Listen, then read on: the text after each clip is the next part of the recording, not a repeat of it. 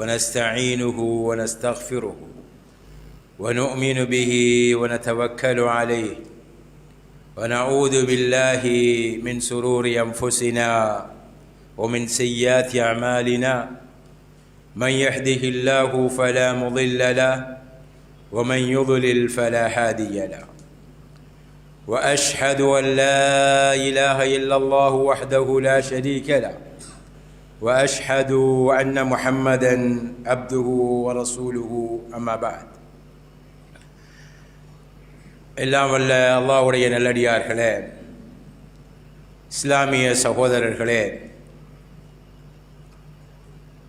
அல்லாஹ் ரசூல் ஏவிய ஏவல்களை எடுத்து நடப்பதன் மூலமாகவும் விலக்கிய விலக்கல்களை விட்டும் விலகி வாழ்வதன் மூலமாகவும்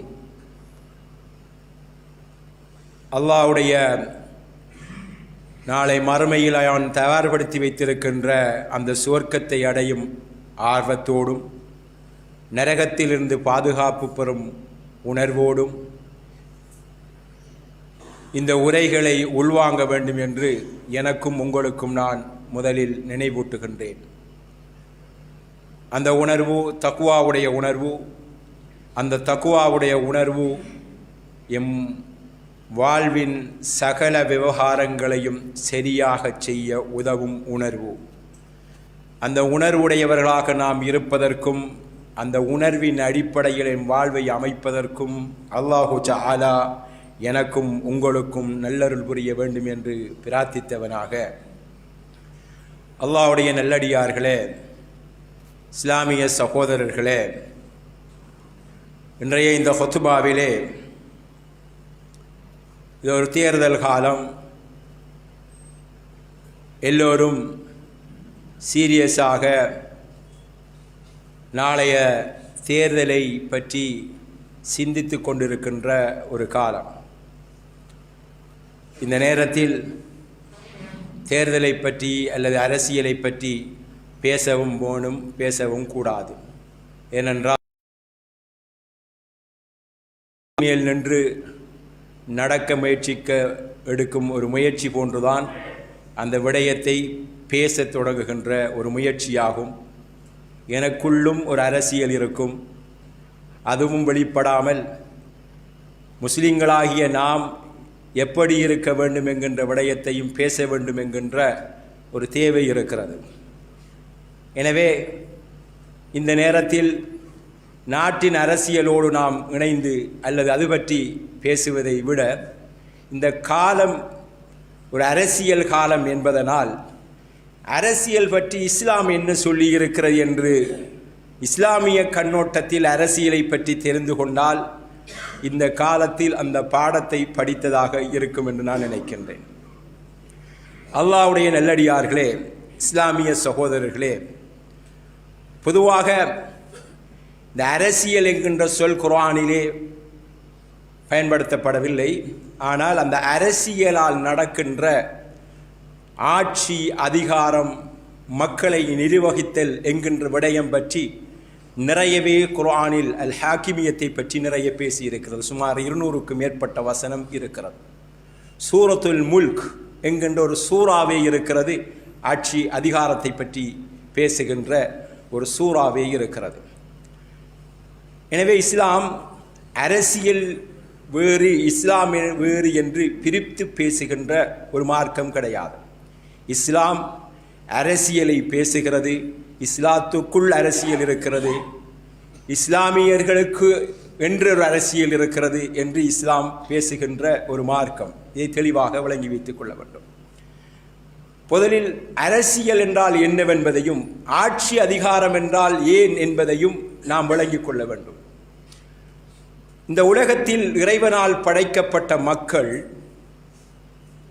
அவர்கள் சுதந்திரவான்களாக அவர்களுக்கு விரும்பிய கொள்கைகளை ஏற்று அவர்களுக்கு தேவையான வாழ்வாதாரங்களை தேடி அவர்கள் இந்த உலகத்தில் விரும்புகின்றவர்களோடு பழகுகின்ற வாழ்கின்ற அந்த வாழ்க்கையை யாரும் தலையிட்டு குறுக்கிடாமல், இன்னொருவருடைய உரிமையை பறித்தெடுக்காமல், இன்னொருவருடைய விடயத்தில் அத்துமீறாமல் அதனை மேலிருந்து கண்ட்ரோல் பண்ணி அவரவருக்குரிய வளங்களை அவரவருடைய முயற்சிக்கும் அறிவுக்கும் ஆளுமைக்கும் அறிவுக்கும் ஏற்றவாறு பெற்று பயன்படுத்துவதற்கான அந்த உரிமைகளை பாதுகாக்கின்ற ஒரு பொறுப்புத்தான் அரசியல் செயற்பாடாகும். இதை வழங்கினால் சரி. இது மார்க்கம் இந்த கோணத்தில் தான் அரசியலை பற்றி பேசுகிறது. தனி மனிதர்களுக்கான சுதந்திர உரிமையை அந்த தனி மனிதர்கள் ஒன்று சேர்ந்து வாழ்கின்ற போது சமூகமாக இருக்கின்ற போது அந்த சமூகத்துக்கு இருக்கின்ற பொறுப்புகளையும் பாதுகாக்கின்ற ஒரு சமூக பணி என்று இன்னொரு வகையில் இந்த அரசியலை சொல்லலாம். அதனால் அரசியலும் ஒரு இபாதத்தாக இஸ்லாம் பேசுகிறது. அதனால்தான் அரசியலை பற்றி இஸ்லாத்திலிருந்து பிரித்து பேச முடியாத அளவுக்கு நிறைய வசனங்கள் ஆட்சி அதிகாரத்தை பற்றி பேசுகிறது. உலக அரசியலில் இருந்து இஸ்லாம் வேறுபட்டு நிற்கின்ற ஒரு பிரதானமான இடம் இருக்கிறது. பொதுவாக இஸ்லாமிய அரசியலை பொறுத்தவரையில் முக்கியமான 5 விடயங்களை அடையாளப்படுத்தி சொல்லலாம். இஸ்லாமிய அரசியல் நிற்கிறது. உலக அரசியலும் இன்றைய ஜனநாயக அரசியலும் நிறைய இந்த விடயங்களோடு ஒத்துப்போவதை நாம் பார்க்கலாம். அரசியலை பொறுத்தவரையில் இஸ்லாமிய ஆட்சி, இஸ்லாமிய அரசியலில் முதலாவது ஆட்சி அதிகாரம் என்பது அல்லாஹ்வுக்கே உரியது என்பதுதான் அவருடைய அடிப்படை தியரியாகும்.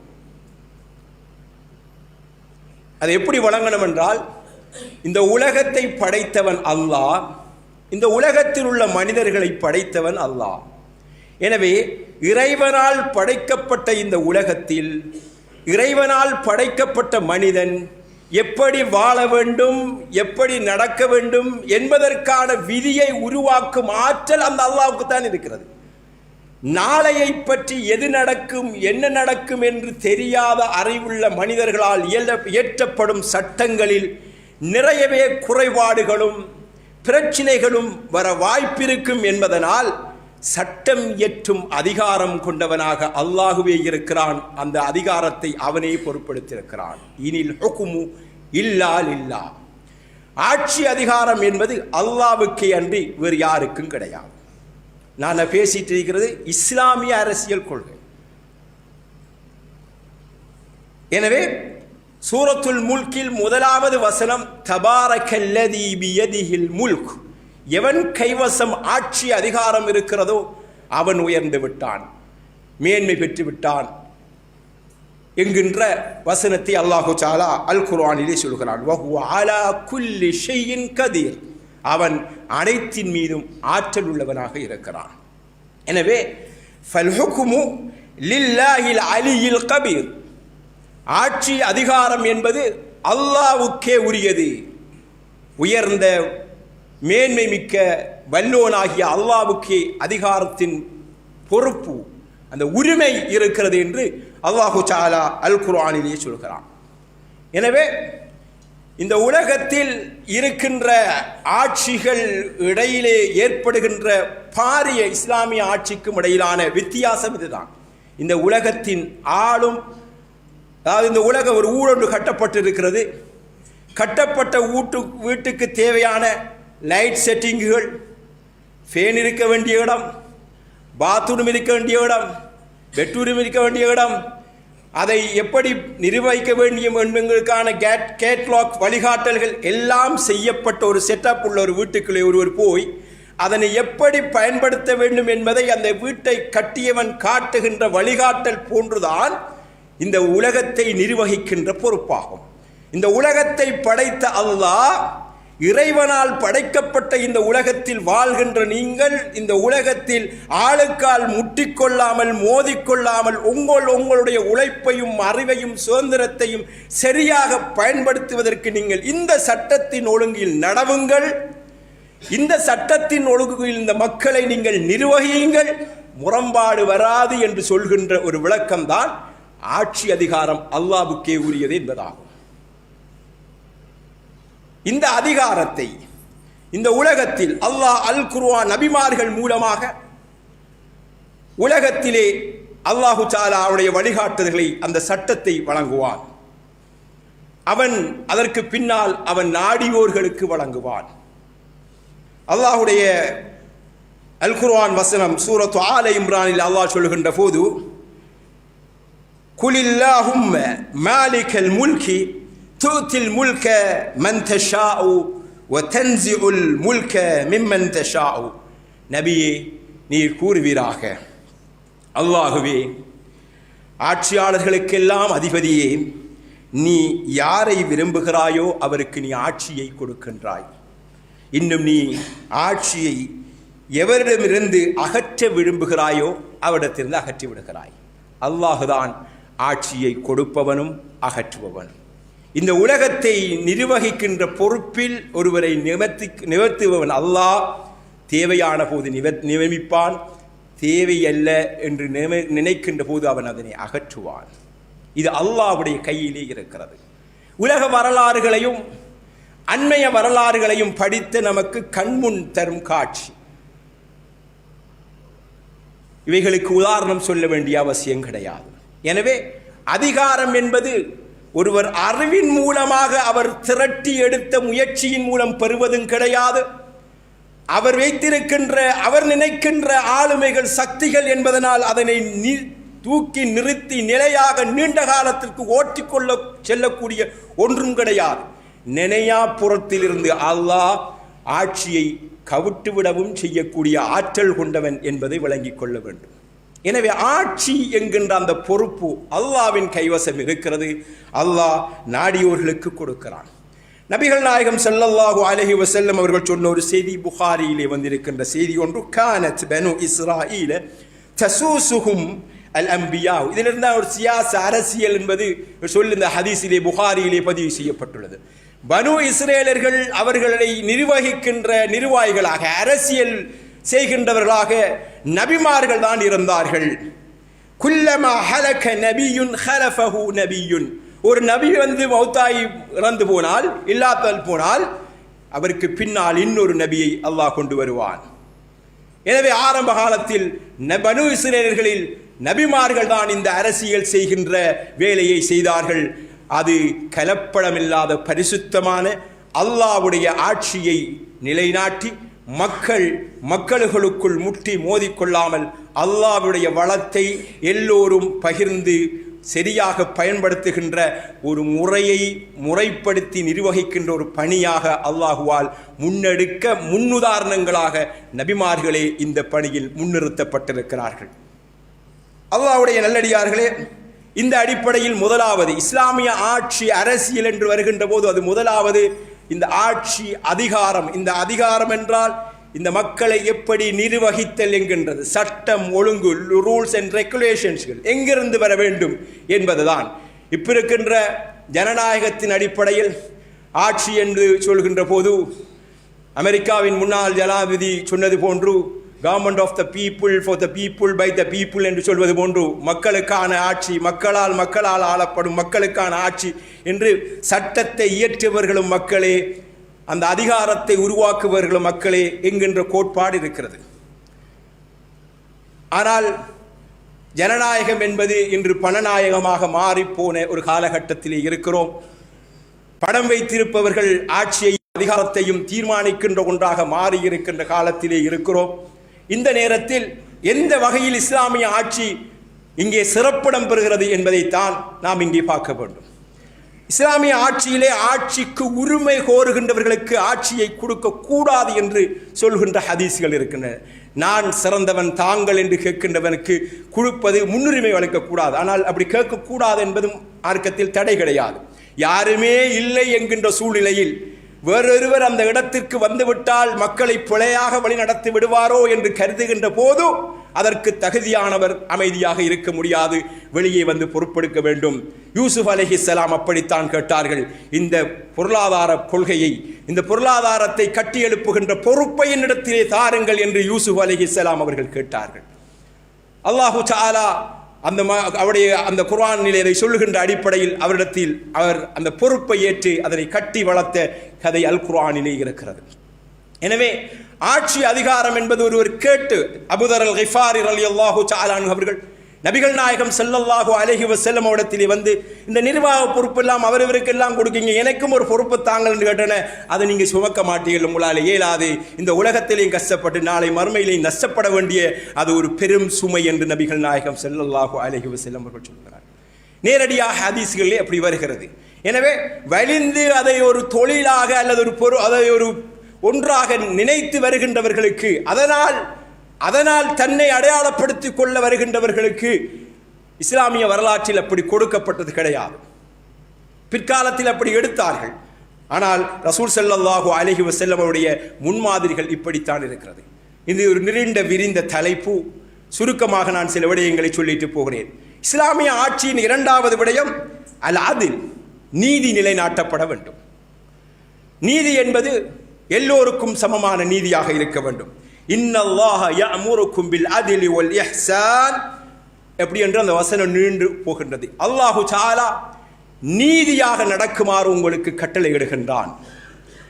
நீதிதான் ஆட்சி. ஆட்சியில் இருப்பவர் யாராக இருந்தாலும் ரசூல் ஸல்லல்லாஹு அலைஹி வஸல்லம் அவர்கள் சொன்ன செய்தி நமக்கு தெரியும். என்னுடைய மகள் ஃபாத்திமா தான் திருடினாலும் அவளுக்கு கைவெட்ட வேண்டும் என்ற சட்டம் வந்தால் அந்த சட்டத்தை நான் நிறைவேற்றுவேன். ரசூல்லா நிறைவேற்றுவார்கள். அதில் எந்த கதையும் கிடையாது. அப்படி ரசூல் ஸல்லல்லாஹு அலைஹி வஸல்லம் அவர்கள் நீதியான ஒரு ஆட்சி, யாருக்கும் பாரபட்சம், ஏனென்றால் ஆட்சியாளருடைய பொறுப்பு தன் பிள்ளைகளாக தன் மக்களாக இந்த மக்கள் எல்லோரையும் நினைத்து அல்லாஹ்வுடைய சட்டத்தை அவர்கள் முன் நிலைநாட்டுவது அவர் பொறுப்பாகும். எனவே அல்லாஹ்வுடைய சட்டத்தை, ஹலீஃபா என்றால் பிரதிநிதி, இறைவனின் பிரதிநிதியாக நின்று அல்லாஹ்வுடைய சட்டத்தை நிலைநாட்ட வேண்டும். ஒருவர் குற்றம் செய்தால் குற்றம் செய்தவருக்கு என்ன தண்டனை என்பதை நிலைநாட்ட வேண்டும். குற்றம் செய்தவர் யாராக இருந்தாலும் சரி, தனக்கு முன்னால் இருப்பவர்களை அவர்களை பிரித்து பாராமல் சட்டத்தின் முன்னால் அவர் சரியானவரா பிழையானவரா என்று பார்க்கின்ற நீதி அவரிடத்தில் இருக்க வேண்டும். இது இரண்டாவது சொல்லப்படுகின்ற ஒரு விடயமாகும். அதே போன்றுதான் ரசூல் ஸல்லல்லாஹு அலைஹி வஸல்லம் அவர்கள் ஒருமுறை கனிமத்து பொருள் விநியோகிச்சு கொண்டிருக்கல ஒருவர் சொல்லார், முஹம்மதே ஸல்லல்லாஹு அலைஹி வஸல்லம் கொஞ்சம் நேர்மையாக நடங்க. ரசூல்லா கேட்காங்க, நான் நேர்மையாக நடக்காவிட்டால் யார் நேர்மையாக நடப்பார்? ரசூலுல்லாஹ்வுடைய நேர்மைக்கு ஈடாக இணையாக யாருமே இல்லை. மிக நேர்மையான ஒரு நீதியான ஒரு ஆட்சியாளராக இருந்தார். அந்த அடிப்படையில் ஒரு ஆட்சி என்றால் நீதியை நிலைநாட்டுகின்ற ஆட்சியாக இருக்க வேண்டும். இஸ்லாமிய ஆட்சியில் அதுதான் நீதி. அந்த நீதி ரசூல் ஸல்லல்லாஹு அலைஹி வஸல்லம் அவர்களால் நிலைநாட்டப்பட்டது. மூன்றாவதாக அல் முசாவாத், சமத்துவம் பேணப்பட வேண்டும். தன் ஆட்சியின் கீழ் அல்லாஹ்வுடைய பிரதிநிதியாக நின்று இறைவனால் படைக்கப்பட்ட இந்த உலகத்திலே வாழ்கின்ற மக்களை பிரதிநிதிப்படுத்துகின்றவர் தான் அந்த ஆட்சியில் பொறுப்பிலே இருக்கின்றவர். அவர் நீதியாக நடக்க வேண்டும். அவரை சேர்ந்த மதத்தை தழுவியவர்கள் இருப்பார்கள், அவர் பேசுகின்ற பாஷையை பேசுகின்றவர்கள் இருப்பார்கள், அவருடைய கலர் இனத்தைச் சேர்ந்தவர்கள் இருப்பார்கள். இனம் மதம் வேறுபாடுகள் பார்த்து பாகுபாடுகள் பார்க்காமல் சமமாக பார்க்கின்ற அந்த பார்வை இருக்க வேண்டும். யா ஐயுஹன் நாஸ், மக்களே, இன்னா ஹலக்னாகும் மின் தகரின் வ உன்ஸா, உங்களை நாம் ஒரு ஆணிலிருந்தும் ஒரு பெண்ணிலிருந்தும் படைத்தோம். வஜஅல்னாகும் ஷுஊபன் வ கபாயில, உங்களை கிளைகளாகவும் கோத்திரங்களாகவும் நாம் ஆக்கியிருக்கிறோம். லிதஆரஃபு, ஒருவரை ஒருவர் நீங்கள் அறிந்து கொள்வதற்காக. நீங்கள் இன்ன குலத்தைச் சேர்ந்தவர், இன்ன கோத்திரத்தை சேர்ந்தவர், இந்த குடும்பத்தைச் சேர்ந்தவர் என்று சொல்லக்களை சும்மா இதிரிஸ் என்று சொன்னால் தெரியாது, இன்னார பேரன் என்று சொன்னால் விளங்கும் என்றால் அப்படி அடையாளப்படுத்தலுக்காகத்தானே தவிர நீங்கள் குறைஷி குலத்தால் உயர்ந்தவர் அல்லது பனு ஹாஷிம்கள் உயர்ந்தவர்கள், பனு உமையாக்கள் உயர்ந்தவர்கள், அவர் உயர்ந்தவர்கள், இவர் உயர்ந்தவர்கள் என்ற உயர்வு தாழ்வு பார்த்து பேசுவதற்காக நாங்கள் தான் we are chosen people of the God, இறைவனால் தேர்வு செய்யப்பட்ட சிறந்த உம்மத் என்று யூதர்கள் தன்னை பற்றி இந்த உலகத்தில் இருக்கின்றவர்களாம் எங்களுக்கு சேவகம் செய்ய வந்த சேவகர்கள் என்று போன்று பேசுவதற்கு இஸ்லாம் அனுமதி கொடுக்கவில்லை. இறைவனுடைய சன்னிதானத்துக்கு முன்னால் எல்லாம் அப்துகள் தான். அந்த அப்துகளை நிர்வகிக்க வருகின்ற ஒருவர் இறைவனின் பிரதிநிதியாக இருந்து எல்லாரையும் சமனாக பராமரிக்க வேண்டும். ஏற்றத்தாழ்வுகள் காட்டக்கூடாது. இதுதான் போதிக்கின்ற சமத்துவமாகும். இது நான் பேசிட்டு போறது தியரி அல்ல, நான் பின்னால சொல்றேன். நாலாவது, இந்த இஸ்லாமிய ஆட்சியிலே பேணப்பட வேண்டிய, இஸ்லாம் சொல்கின்ற ஆட்சிக்குள் இருக்க வேண்டிய நாலாவது விடயம், எந்த ஒரு விடயத்தை செய்கின்ற போதும் ஒரு ஆட்சியாளர் இறைவன் சொன்ன சட்டத்தை நடைமுறைப்படுத்த வேண்டும். அதே நேரத்தில் அந்த சமூக விவகாரங்களை அங்கிருக்கின்ற மக்களோடு சமூக கலந்துரையாடலில் ஈடுபட்டு அதனை நடத்த வேண்டும். எதேச்சதிகாரம் கொண்டவராக அவர் நடக்கக்கூடாது, சர்வாதிகாரியாக அவர் நடக்கக்கூடாது. சமூக நலனில் என்றுதான் யோசிக்க வேண்டுமே தவிர அவர் நான் என்கின்ற அகங்காரத்தில் என்று அவர் யோசிக்க கூடாது. அல்லாஹு தஆலா குர்ஆனிலே சொல்கிறான், வஷாவிர்ஹும் ஃபில் அம்ர், உங்களுடைய விடயங்களில் அவர்களோடு நீ கலந்து ஆலோசனை செய்வீராக. அல்லாஹ்வுடைய தூதர் ஸல்லல்லாஹு அலைஹி வஸல்லம் அவர்களுக்கு அல்லாஹ்விடத்திலே இருந்து வஹி வந்து கொண்டிருக்கிறது. இந்த வஹி வந்து கொண்டிருக்கின்ற போது இன்னொரு ஆளோட கலந்து ஆலோசிக்க வேண்டிய அவசியம் கிடையாது. எதை எப்படி செய்ய வேண்டும் என்று அல்லாஹ் சொன்ன அப்படி செஞ்சுட்டு போனா சரி அவருக்கு. அப்படி இருந்தும் பின்னால் வரும் மக்களுக்கு வழிகாட்ட வேண்டும் என்பதற்காக அல்லாஹ் சொல்கிறான், ஒரு மஜ்லிஸ் ஷூரா என்று இருக்கின்ற ஒரு பாராளுமன்ற செட்டப் என்று நாம் யோசிக்கலாம். ஆலோசனை செவிகளாக இருக்க வேண்டும். ஆரோக்கியமான விடயங்கள் எல்லாவற்றுக்கும் ஆரோக்கியமான என்று காணுகின்ற போது அதற்கு ஆதரவு வழங்குகின்றவர்களாக இருக்க வேண்டும். அந்த ஆதரவு என்பது அது நாம் ஆளுகின்ற கட்சி செய்கின்ற போதுதான் ஆதரவு. அது சரி என்றாலும் நம்முடைய ஆளுங்கட்சி இல்லை என்றால் அது எதிர்க்கப்பட வேண்டியது என்று பார்வையில் இருக்கக்கூடாது. மஜ்லிஸ் ஷூரா என்றால் அந்த ஆட்சியாளரோடு இருக்கின்றவர்கள், அவர்கள் அதில் உள்ள குற்றம் குறைகளை சொல்லுவார்கள், தாராளமான உரிமை இருக்கிறது. பிழைகளை சுட்டி காட்டுவார்கள், தாராளமான உரிமை இருக்கிறது. எனவே அந்த ஆலோசனைகள் ஆரோக்கியத்திலிருந்து யோசிக்கப்பட வேண்டும். தனது கட்சி, தனது சுயநலம் என்கின்ற அடிப்படை இல்லாமல் மக்களுக்கு இது நலவா கெடுதியா என்கின்ற அடிப்படையில் இதையே சுத்தியாக அந்த ஆலோசனைகள் சொல்லப்பட வேண்டும். அப்படியான ஒரு ஆலோசனை சபை ஆட்சியாளரின் வலதும் இடதும் இருக்கின்ற ஒரு சபையாக இருக்க வேண்டும். ரசூல் ஸல்லல்லாஹு அலைஹி வஸல்லம் அவர்கள் எப்போதும் தன்னோடு அபூபக்கர், உமர், உஸ்மான் என்ற அந்த இரண்டு பக்கமும் மிகவும் தூண்களாக இருந்தவர்கள் எப்போதுமே வைத்துக் கொண்டிருந்தார்கள். அபூபக்கர் ரலியல்லாஹு தஆலா அவர்கள் அப்படித்தான் செய்தார்கள். ரசூல் ஸல்லல்லாஹு அலைஹி வஸல்லம் அவர்கள் மௌத்தாயும் தர்பாயிலே இருக்கின்ற அந்த அந்திம காலத்திலே உஸாமா இப்னு ஸைத் ரலியல்லாஹு தஆலா என்கிற ஒரு 18-19 வயது இளம் தலைவரின் தலைமையில் ஷாமை நோக்கி ஒரு படை தயாரிக்கிறார்கள்.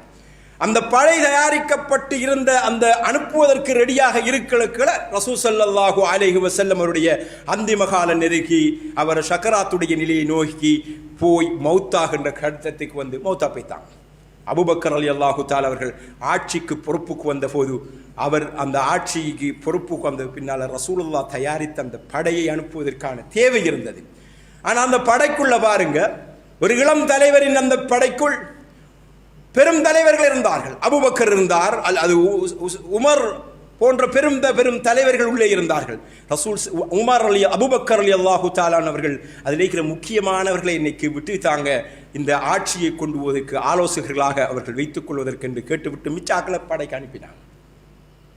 எனவே ரசூல் ஸல்லல்லாஹு அலைஹி வஸல்லம் அவர்களுடைய வாழ்வியலே நிறைய அந்த விடயங்களுக்கு முன்னுதாரணம் இருக்கிறது. பத்ர் களத்திலே போய் நின்று கொண்டு இந்த பிரச்சனையை எப்படி கையாள்வது, எல்லாரும் ஆலோசனை சொல்லுங்க.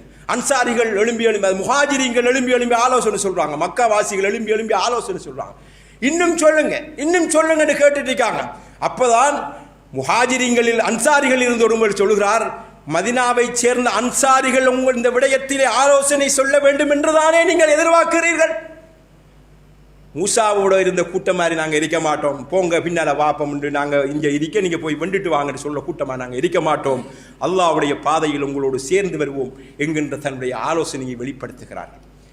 இப்படி ஒரு ஆலோசனை சபை ஆரோக்கியமான சபையாக இருக்க வேண்டும். ஆரோக்கியமான விடயங்கள் எல்லாவற்றிற்கும் அது முன்வைக்கப்படுகின்ற போது அதில் உள்ள நல்லது கெட்டதுகளை இதய சுத்தியாக ஆலோசனை சொல்லி அதனை செறிவதற்கும் அல்லது சரி செய்து செய்வதற்கும் அல்லது அதை விடுவதற்கும் ஆலோசனை வழங்குவதாக இருக்க வேண்டும். இது இஸ்லாமிய அரசியலிலே நாலாவதாக கணக்கெடுக்கப்பட வேண்டிய முக்கியமான விடயமாகும். ஐந்தாவதாக, இப்படியெல்லாம் நடத்தப்படுகின்ற ஒரு ஆட்சியாளர்களுக்கு கட்டுப்படுவது மக்களுடைய கடமையாகும். யா அய்யுஹல்லதீன ஆமனு, ஈமான் கொண்டோர்களே, அத்தீஉல்லாஹ, அல்லாஹ்வுக்கு கட்டுப்படுங்கள், வ அத்தீஉர் ரசூல, அல்லாஹ்வுடைய தூதருக்கு கட்டுப்படுங்கள், வ ஊலில் அம்ரி மின்கும், உங்களுடைய ஆட்சியாளர்களுக்கு பொறுப்புதாரிகளுக்கு கட்டுப்படுங்கள். அது தொடர்ந்து வேற விஷயம் போயிட்டு இப்படி முக்கியமான ஆட்சியுடைய விவகாரங்கள் இஸ்லாமிய ஆட்சி என்பது இந்த விடயங்களை எல்லாம் உள்ளடக்கிய ஒன்றுதான் இஸ்லாம் பேசுகின்ற அரசியல் கொள்கையாகும். அதே நேரத்திலே இஸ்லாமிய ஆட்சி என்பது ஜனநாயக ஆட்சியா அல்லது இஸ்லாமிய ஆட்சி என்பது மன்னர் ஆட்சியா மக்களாட்சியா ஹிலாஃபத்தா என்கின்ற கருத்து வேறுபாடுகளாம் அறிஞர்களுக்கிலே இருக்கிறது. ஆனால் ஆட்சியாளர்கள் எப்படி தேர்வு செய்யப்படுகிறார்கள் என்பது ஒரு கருத்து வேறுபாடுகளாக இருந்தாலும் கூட எந்த முறையில் ஆட்சி வந்தாலும் சரி அவர் ஆட்சி செய்கின்றவர் அல்லாஹ்வுடைய ஆட்சியை செய்தால் பிரச்சனையே கிடையாது. அவர் மக்களால் தேர்வு செய்யப்படுகிற ஆட்சியாளராக வரலாம், மன்னன் ஆட்சியின் அடிப்படையிலே வரலாம். ஆனால் அவர் செய்ய போற ஆட்சி யார் ஆட்சினால் அல்லாஹ் குர்ஆனில் சொல்றது அல்லாஹ்வுடைய தூதர் சொல்கின்ற அந்த அடிப்படை தழுவிய ஆட்சியாக இருந்தால் பிரச்சனையே கிடையாது. முஸ்லிமிலே வருகின்ற ஒரு ஹதீஸ் ரசூல் ஸல்லல்லாஹு அலைஹி வஸல்லம் அவர்கள் சொல்கிறார்கள் லா யஸாலு ஹாதா தீன் காயிமன் ஹத்தா யகூன அலைகி மிஸ்ல 10 கலீஃபா. இந்த மார்க்கம் ஒரு இறுதியான நிலைப்பாட்டிலே இருக்கும் 12 ஹலீஃபாக்கள் இந்த ஆட்சியை முன்னெடுத்து செல்லும் காலம் எல்லாம் அந்த காலத்தில் இந்த ஆட்சி ஒரு ஸ்ட்ராங்கான நிலையிலே இருக்குன்னு சொல்றார்கள். 12 ஆட்சியாளர்கள் ரசூலுல்லாஹ்வுக்கு பின்னால் வந்த 4 ஹலீஃபாக்கள், அதற்கு பின்னால் வந்த மன்னர் ஆட்சியிலே வந்த உமையா முஆவியாவுடைய பரம்பரையில் வந்த உமையா ஆட்சியாளர்கள் எல்லாவற்றையும் சேர்த்து தான் சொல்கிறார்கள். எனவே இந்த ஹதீஸ்களை வைத்து இந்த ஆட்சி எப்படி வாரார் என்பது அல்ல, எப்படி ஆட்சியை நடத்துகிறார் என்பதுதான் முக்கியம் என்று அறிஞர்கள் சொல்லுவார்கள். அல்லாஹ்வுடைய சட்ட திட்டங்களை கொண்டு மக்கள் நிம்மதியாக வாழும் ஒரு ஆட்சியை கொடுக்கக்கூடியவராக அவர் ஆட்சியாளராக இருக்க வேண்டும். இப்படி சில விடயங்கள் இருக்கிறது. வருகின்ற ஆட்சியாளர் மக்களின் சேவகனாக இருக்க வேண்டுமே தவிர மக்களின் சொத்தை சுருட்டுபவராக இருக்கக்கூடாது. பொதுச்சத்திலே பேணுதல் உள்ளவராக அவர் இருக்க வேண்டும் என்று இஸ்லாம் சொல்கிறது. ரசூல் ஸல்லல்லாஹு அலைஹி வஸல்லம் அவர்கள் சொல்றாங்க, இந்த சொத்துக்களை பங்கு வச்சிருக்கீங்க ஒரு முறை கனிமத்து பொருட்களை மற்ற பொருட்களை பங்கு வைக்கின்ற போது சொல்றாங்க மா உதீக்கும் வலா அம்னஉக்கும், நான் உங்களுக்கு ஒன்றையும் கொடுக்கிறவனும் கிடையாது, ஒன்றையும் தடுக்கிறவனும் கிடையாது. இன்னமா அன காசிமுன் அதவு ஹைது உமிர்து, அல்லாஹ் எப்படி கொடுக்க சொல்லுவான் அப்படி கொடுத்துட்டீங்க, அவ்வளவுதான். நான் பங்கு வைக்கிறதெல்லாம் இவருக்கு இப்படி செய்யுங்க இதை எப்படி செய்யுங்க பங்கு வைக்க சொன்ன இந்த சொத்தின் அதிபதியான ரப்புல் ஆலமீன் சொல்ற மாதிரி செஞ்சுட்டு நான். எனவே நான் இறைவனின் பிரதிநிதியாக இருந்து இறைவன் சொன்ன மாதிரி செஞ்சிட்டு இருக்கிறாள். எனவே சொத்துக்கள் என்பது இறைவன் சொன்னுகின்ற விவகாரம், அது கையாளப்பட வேண்டும், பயன்படுத்தப்பட வேண்டும். அதிலே நாம் அத்துமீறி போய்விடக்கூடாது. அதே போன்று அதிலே மோசடிகள் செய்யக்கூடாது. பொது சொத்திலே பொதுவாக இஸ்லாமிய வரலாற்றிலே நிறைய ஆதாரங்கள் இருக்கிறது. ரசூல் ஸல்லல்லாஹு அலைஹி வஸல்லம் அவருடைய வீட்டினுடைய ஒரு ஆட்சியாளர், ஆனால் அவருடைய வீட்டு நிலைமை 3 நாள் வீட்டிலே விளக்கெறிய முடியாத அல்லது அடுப்பெறிய முடியாத அளவுக்கு வறுமை கோட்டிலே தாண்டவமாடியது. உமர் ரலியல்லாஹு தஆலாவுடைய நிலை, அவர் ஒரு அளவுக்கு பணக்காரராக இருந்தும் கூட ஆட்சியிலே அவர் இருந்த நிலை நமக்கு தெரியும். ரசூல் ஸல்லல்லாஹு அலைஹி வஸல்லமுடைய மகள் ஃபாத்திமா அரசியல் வாரிசு, அவர் மட்டும்தான் இருந்த உசிரோடு இருந்த ஒரு பெண். அவருடைய ஒரு ஆட்சியாளர் என்றால் அவர் ஒரு இளவரசியாக இருந்தவர் அல்லது அந்த ஆட்சியிலே ஒரு முக்கியமான ஒரு ஆட்சியாளருடைய மகள். கனிமத்து பொருட்கள் வந்து கிடக்கிறது. ரசூல் ஸல்லல்லாஹு அலைஹி வஸல்லம் இடத்திலே வந்து அந்த கலிபாவுடைய அந்த மன்னருடைய மகள் கேட்கிறார், சட்டிவான தேய்ச்சி கையெல்லாம் தேஞ்சி போச்சு, பிஞ்சி போச்சு, எனக்கு ஊழியம் செய்ய ஒரு அடிமையை கொடுத்து உதவுங்களேன் என்று நபி ஸல்லல்லாஹு அலைஹி வஸல்லம் இடத்திலே ஒரு ஆட்சியாளரின் மகள் கேட்டு வருகிறார். ரசூலுல்லாஹ் அவரை ஊட்ட போங்க என்று சொல்லி போட்டு பின்னால போங்க, உங்களுக்கு ஒரு அடிமை கிடைத்து உங்களுக்கு சேவகம் செய்வதை விட சிறப்பான ஒன்றை சொல்லி தரட்டுமா? சுபஹானல்லாஹ் 33 தரம் சொல்லுங்க காலமாலே, அல்ஹம்துலில்லாஹ், அல்லாஹு அக்பர். இது அதை விடவும் உங்களுக்கு பிரதிகூலமாக சரியாக ஒரு சிறப்பானதான அமையும் என்று நபிகள் நாயகம் ஸல்லல்லாஹு அலைஹி வஸல்லம் அவர்கள் பாகுபாடு பாராமல் மிக பக்குவமாக பொருளாதாரத்தை கையாண்ட ஒரு பெருந்தலைவராக இருந்திருக்கிறார். இது இஸ்லாமிய ஆட்சி விரும்புகின்ற ஒரு விடயமாகும். இஸ்லாமிய ஆட்சியை பொறுத்தவரையில் அவருடைய கொள்கை இஸ்லாமிய மார்க்கம்தான் சிறந்த மார்க்கம், அதில் மாற்றுக்கிறது. ஆனால் இஸ்லாமிய ஆட்சியில் இருக்கிறவர் எந்த மதத்தையும் ஏற்றுக்கொள்வதற்கான உரிமையை அல்லாஹு தஆலா கொடுத்திருந்தான். நபி அவர்களுடைய ஆட்சியிலும் அதற்கு பின்னால் வாழ்ந்த ஏனைய ஹுலஃபாக்களுடைய ஆட்சியிலும் அது நிரந்தரமாக நடைமுறைப்படுத்தப்பட்டது. அல்லாஹ் குர்ஆனிலே சொல்கிறான், வலவ் ஷாஅ ரப்புக லஆமன மன் ஃபில் அர்தி குல்லுஹும் ஜமீஅன், அல்லாஹ் நாடி இருந்தால் இந்த பூமியில் உள்ள எல்லோருமே ஈமான் கொண்டிருப்பார்கள், அத்தனை பேரும். நீங்கள் யாரை நிர்பந்திக்க வேண்டாம், நீங்கள் என்ன நிர்பந்திக்கீங்களான்னு பின்னால் வார வசனங்கள் கேட்குது. அல்லாஹ் நாடி இருந்தால் நடந்திருக்கும். அல்லாஹ்வுடைய நாட்டம், அல்லாஹ் ஒரு தேர்வு கொடுத்து, அறிவை கொடுத்து, இவர்களில் யார் அல்லாஹ்வுடைய அந்த அருளை பெறுவதற்கு முயற்சி செய்கிறார் என்பதற்கான ஒரு பரீட்சை வச்சிருக்கான். அல்லாஹ் நினைச்சா நாடி இருந்தால் எல்லாம் வந்துடும். எனவே இந்த பூமியிலே பல மதங்கள் இருக்கலாம் என்பது இறைவனுடைய ஏற்பாடு. இதில் ஆட்சி செய்கிறவர் அதை மறுக்கவும் கூடாது, அதை ஒதுக்கவும் கூடாது. அதே போன்றுதான் லா இக்ராஹ ஃபித்தீன், இந்த மார்க்கத்தில், இந்த மார்க்கத்தை நீங்கள் ஏற்றுக்கொள்ளுங்கள் அல்லது ஏற்றுக்கொள்ளாதீர்கள் என்று நிர்பந்திப்பதற்கான எந்த உரிமையும் கிடையாது. கத்தபையன ருஷ்து மினல் கய்யி, இதான் சத்தியம், இதான் அசத்தியம் என்று தெளிவா சொல்லியாச்சு. தெளிவா சென்னதுக்கு பின்னால அந்த தெளிவை நிராகரிக்கிறவன் அவன் அல்லாஹ்ட்ட போய் பார்த்துக்குவான். நாம நிர்பந்திக்க இயலாது, தெளிவா சொல்லணும். எனவே யாரையும் எந்த மதத்தையும் ஏற்றுக்கொள்ளுங்கள் என்று நிர்பந்திக்கவோ, ஏற்றுக்கொண்டான் என்பதற்காக அவனை நெருக்குவாரத்துக்குட்படுத்தவோ கூடாது. ஒலவ் ஷாஅ ரப்புக லஜஅல الناس உம்மத்தன் வாஹிதா, அல்லாஹ் நாடி இருந்தால் இந்த எல்லாரையும் ஒரு உம்மத்தாக ஆக்கி இருப்பான் என்று அல்லாஹ் குர்ஆனிலே சொல்கிறான்.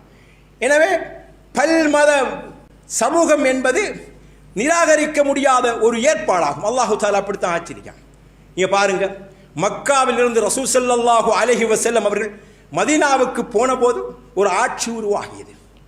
அந்த ஆட்சி என்பது, ஆட்சி உருவாகின்ற முறைகள் பல முறைகள் இருக்கிறது அரசியல்ல. தெய்வீக உரிமை கோட்பாடு, சமூக ஒப்பந்த கோட்பாடு, அந்த கோட்பாடு, இந்த கோட்பாடு என்று அந்த கோட்பாடுகளை ஒரு சமூக ஒப்பந்த கோட்பாட்டுக்கு ஈடான ஒரு ஆட்சியைத்தான் ரசூல் ஸல்லல்லாஹு அலைஹி வஸல்லம் அவர்கள் மதீனாவிலே உருவாக்கினார்கள்.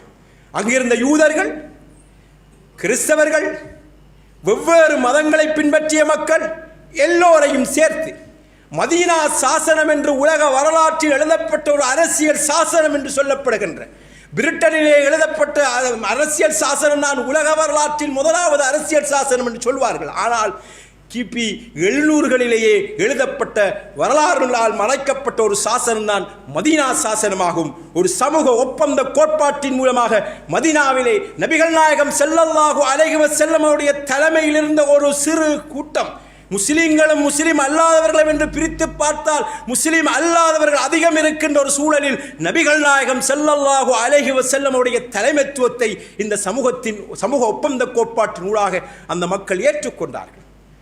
ஏற்றுக்கொண்டவர்கள் எல்லோரும் அந்த ஒப்பந்தத்தில் மதீனா சாசனத்தை படித்து பார்த்தால் தெரியும், இந்த நாட்டுக்கு, இந்த மதீனாவுக்கு முஸ்லிம்கள், அந்த மதீனாவுக்கு வெளியிலிருந்து யாராவது இந்த ஊரை தாக்க வந்தால் எல்லோரும் சேர்ந்து தான் காக்க வேண்டும் என்கின்ற அடிப்படையான அத்தனை நிபந்தனைகள் இருந்தது. அதில் யூதர்களும் சேர்ந்து அவர்களுக்கு எதிராக போராட வேண்டும்.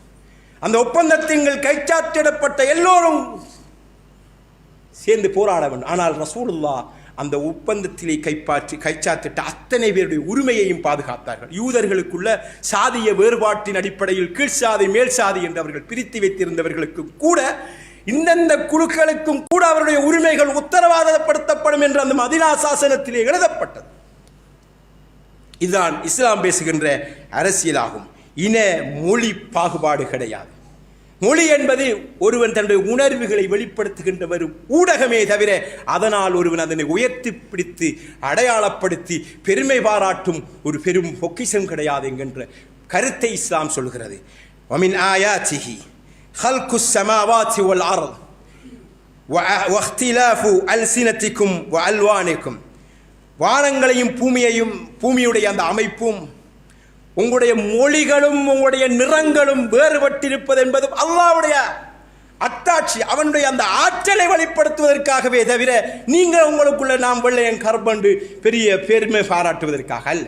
உங்களுடைய மொழிகள் வேறுபட்டிருப்பது எந்த மொழி சிறந்த மொழி, ஒன்ற மொழி கூடாத மொழி என்று நீங்கள் பெருமை பாராட்டுவதற்காக அல்ல என்று அல்லாஹு தஆலா சொல்லிவிட்டு சொல்கிறான். இப்படி நிறைய வருது. நபி அவர்கள் சொல்கிறார், லா ஃபضل لعربي على عجمي, அரபியை விட அஜமிக்கோ அல்லது அஜமியை விட அரபிக்கோ, ولا لعجمي على عربي ولا لأبيض على أسود, வெள்ளையனை விட கருப்பனை விட வெள்ளையனுக்கோ, அரபி அல்லாதவனை விட அரபிக்கோ, இப்படி சொல்லிவிட்டு வந்து இவர்கள் யாருக்கும் எந்த பெருமையும் கிடையாது. இல்லா பி தக்வல்லாஹ், அல்லாஹ்விடத்தில் உயர்ந்தவர்கள் யார் என்றால் தக்வாவுடையவர்கள். இந்த உலகத்திலே நீங்க ஆளுக்கால் பெருமை பாராட்டாதீர்கள். அது பெருமை பாராட்டுவதற்கான அடையாளங்கள் அல்ல நீங்கள் வைத்திருக்கிறது என்கின்ற விடயத்தை இங்கே இஸ்லாம் நமக்கு சொல்லித் தருகிறது. இப்படி நிறைய இஸ்லாம் சொல்கின்ற இந்த அரசியல் விவகாரங்களை நாம் எடுத்து வைத்து பார்த்தால் ஒரு சமாதானமான, ஒரு சுபீட்சமான ஒரு உலகத்தை காணக்கூடிய அளவுக்கான வழிகாட்டுதலை வழங்கி இருக்கிறது. நபிகள் நாயகம் ஸல்லல்லாஹு அலைஹி வஸல்லம் அவர்கள் மதீனா நகரத்தில் அப்படி ஒரு ஆட்சியை கொடுத்தார்கள்.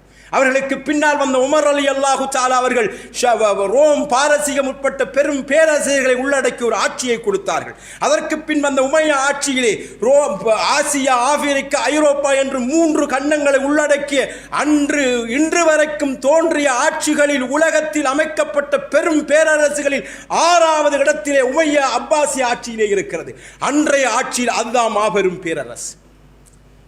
அப்படி 3 மாபெரும் கண்டங்களை ஆட்சி செய்த ஆட்சியை இஸ்லாமிய ஆட்சி கொடுத்த போதெல்லாம் ஏனைய ஆட்சியாளர்களின் தலைமையின் கீழ் இருந்த மக்கள் கூட இஸ்லாமிய ஆட்சியின் கீழ் வர விரும்பினார்கள். ஏனென்றால் இஸ்லாமிய ஆட்சியின் கீழ் இருந்த முஸ்லிம்களுக்கும் முஸ்லிம் அல்லாதவர்களுக்கும் நிம்மதியான வாழ்வை இந்த இஸ்லாமிய அரசு கொடுக்கிறது என்று நம்பி எங்கள் மீது படையெடுக்க மாட்டார்களா, எங்கள் ஆட்சியாளர்கள் இருந்து இவர்கள் எங்களை விடுவிக்க மாட்டார்களா என்று மக்களே தூதுவிடும் அளவுக்கு அன்று நீதியையும் நேர்மையையும் அந்த ஆட்சிகள் நிலைநாட்டியதை நாம் வரலாறுகளிலே காணலாம்.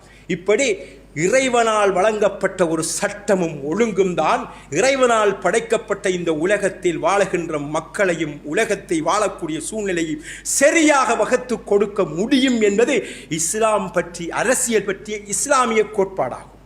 நான் பேசிட்டு இருக்கிற இஸ்லாமிய எங்களுடைய ஈமான் சார்ந்த கோட்பாடு. அல்லாஹு தஆலா இந்த உலகத்தில் அனைவருக்கு நிம்மதியான வாழ்வை கொடுப்பானாக. ஆமீன். வ ஆகிரு தஅவானா அனில் ஹம்துலில்லாஹி ரப்பில் ஆலமீன்.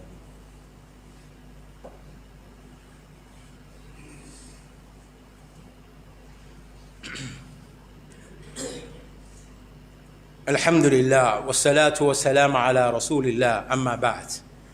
அல்லாஹ்வுடைய நல்லடியார்களே, இஸ்லாமிய சகோதரர்களே, அல்லாஹ்வை பயந்து கொள்வோம்.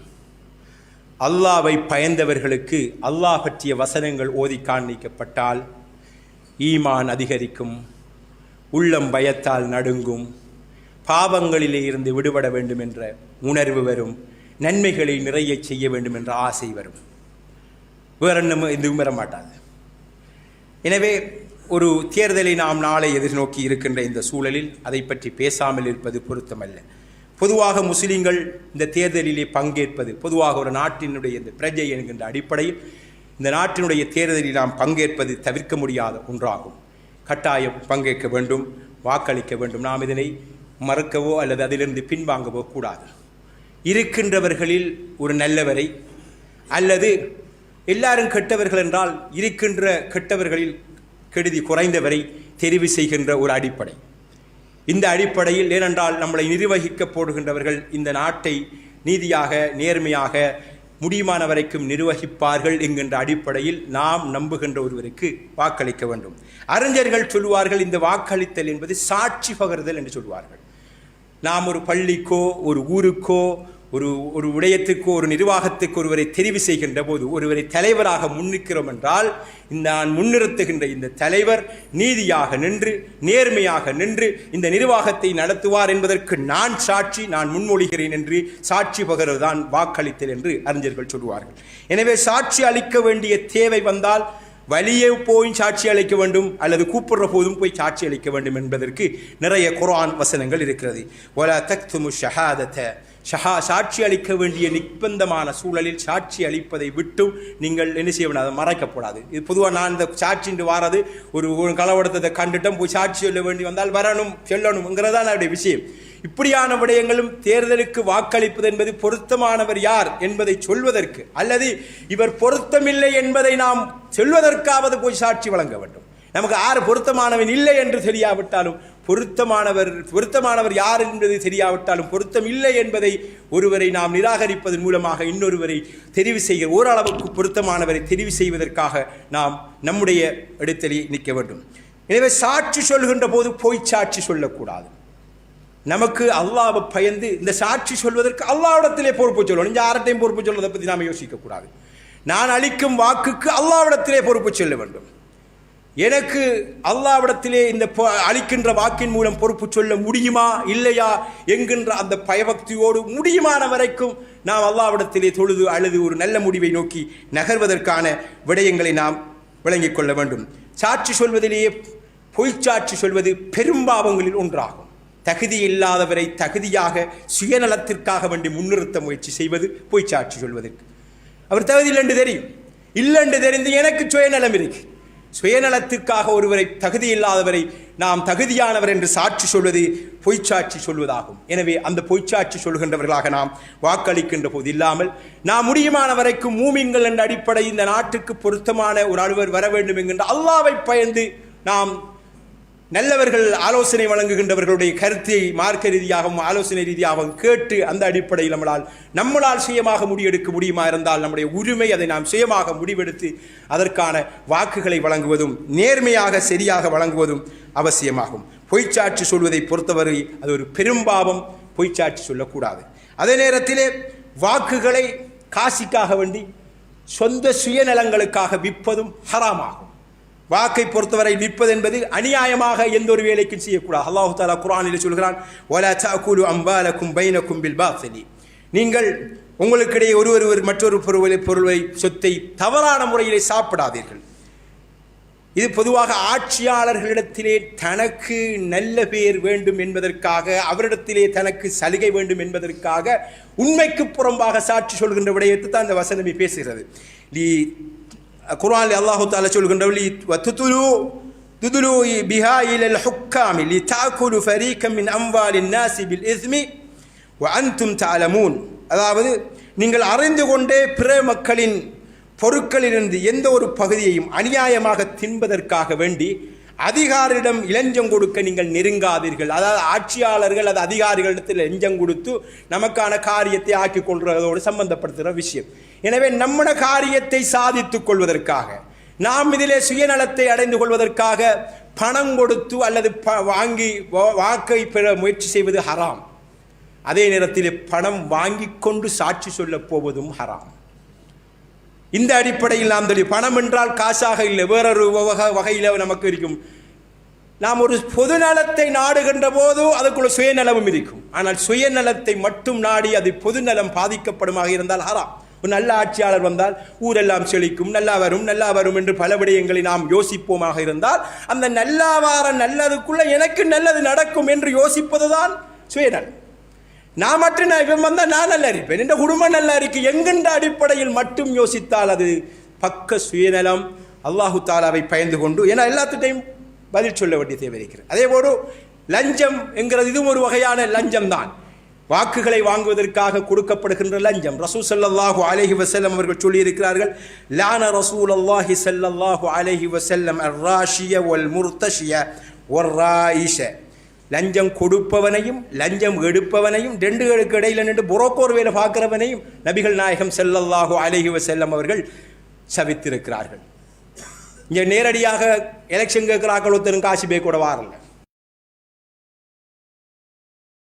பயந்து கொள்ளணும் அல்லாஹ்விடத்தில். நாம் ஒரு சமூக பணிக்காக நல்லது நடக்க வேண்டும் என்று செய்கின்ற நாம் நல்ல வழியில் நீங்கள் நினைக்கின்ற கருத்தை புரிய வைக்க முயற்சி செய்யுங்கள். நீ எதை சரியாக காண்கிறீர்களோ அந்த சரியாக காண்கின்ற கருத்தை தர்க்க ரீதியாகவும் தக்க ஆதாரங்களும் உடனும் புரிய வைத்து அந்த மக்களை வாக்களிக்க செய்வது உங்களுடைய கட்டித்தனம். ஆனால் உண்மைக்கு புறம்பாக எப்படியாவது என்கின்ற அடிப்படையில் அதனை செய்ய முயற்சி செய்வது உண்மைக்கு புறம்பானது, மார்க்கத்துக்கும் புறம்பானது என்கின்ற அடிப்படையில் அதையும் தவிர்த்து கொள்ள வேண்டும். அதே போன்று எலெக்ஷன் முடிஞ்சு நாளைக்கு முழுமையான ரிசல்ட் நமக்கு தெரிய போகுது. இந்த நேரத்தில் தோல்த்தவர்களை வென்றவர்கள் நடந்து கொள்கின்ற முறையிலும் மார்க்கம் பல விடயங்களை சொல்லி தந்திருக்கிறது.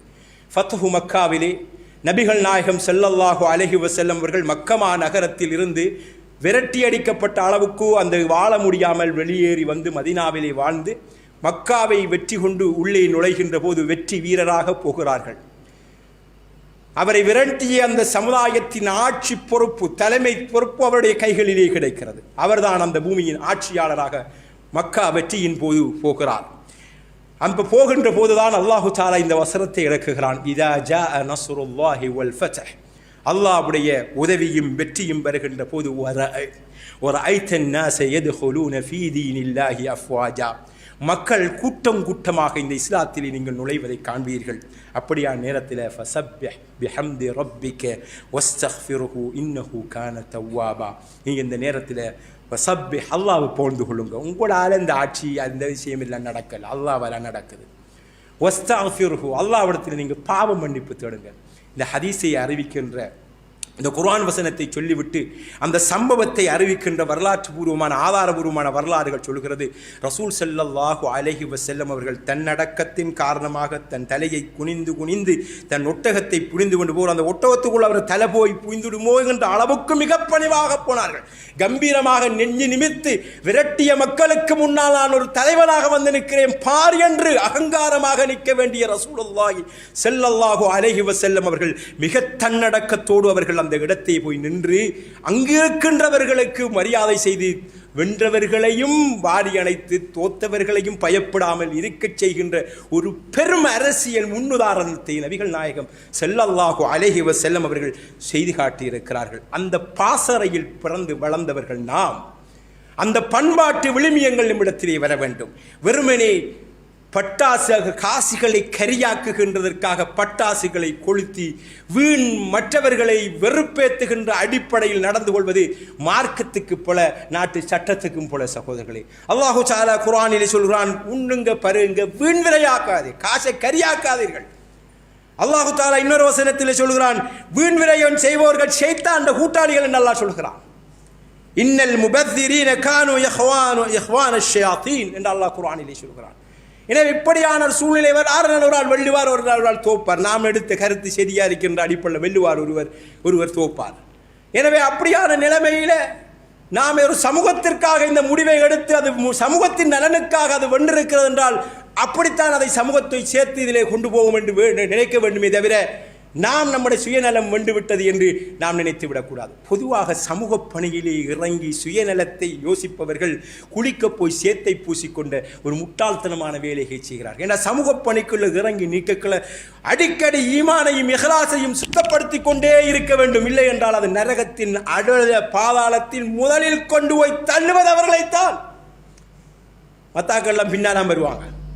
சமூகத்தை லீடர்ஷிப் பொறுப்பை மார்க்க தலைவராக இருக்கின்றவர், அல்லாஹ்வுடைய பாதையிலே போராடுகின்ற ஒருவர், பொருளாதாரத்தை நிறைய வச்சிருக்கிற ஒருவர் நாம் படிச்சிருக்கோம். இவங்க தான் முதல் நரகத்தில் போராக்கள். இது சரியாக முறையாக அதனை கையாளாத போது.